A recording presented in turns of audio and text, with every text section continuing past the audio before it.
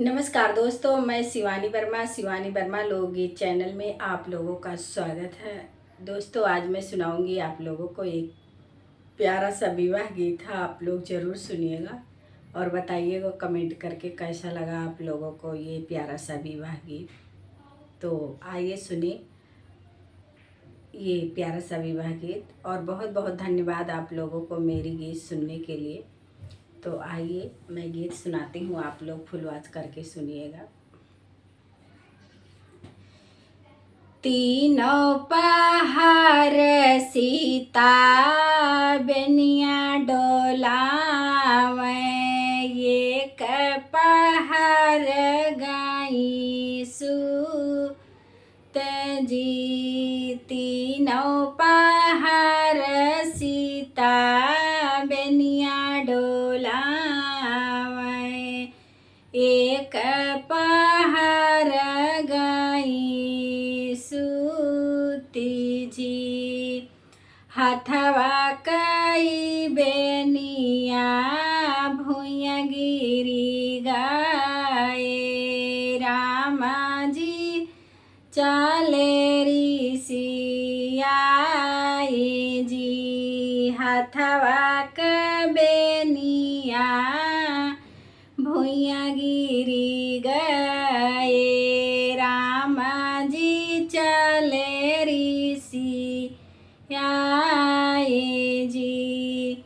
घर में से निकरी है भौजी सुहागी, ननदी से पूछे के बात जी। घर में से निकरी है भाभी सुहागी, ननदी से पूछे के बात जी। कवन गुण हिया कैलू ये ननदी, ननदोइया चले ऋषिया जी। कवन गुण हिया कैलुए ननदी, ननदोइया चले ऋषिया जी।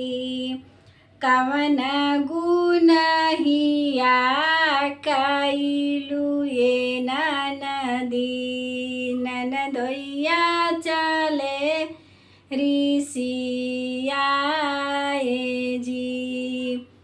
तीनों पहाड़ भौजी बेनिया डोलाए, एक पहाड़ गए सूते जी।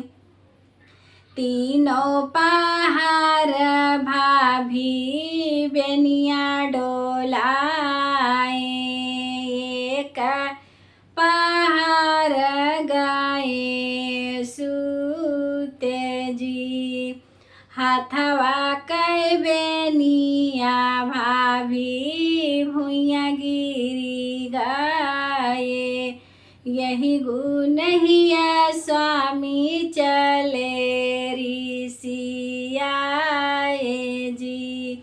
हाथवा क बेनिया भाभी भुइया गिरी गए, यही गुण हिया स्वामी चले ऋषिया जी। चंदा सूरज ऐसन हमरो ननदिया, मानी जात्यों तू ही ननदोए जी। चंदा सूरज ऐसन हमरो ननदिया, छोड़ी देत्यो मन करी सिया बजी।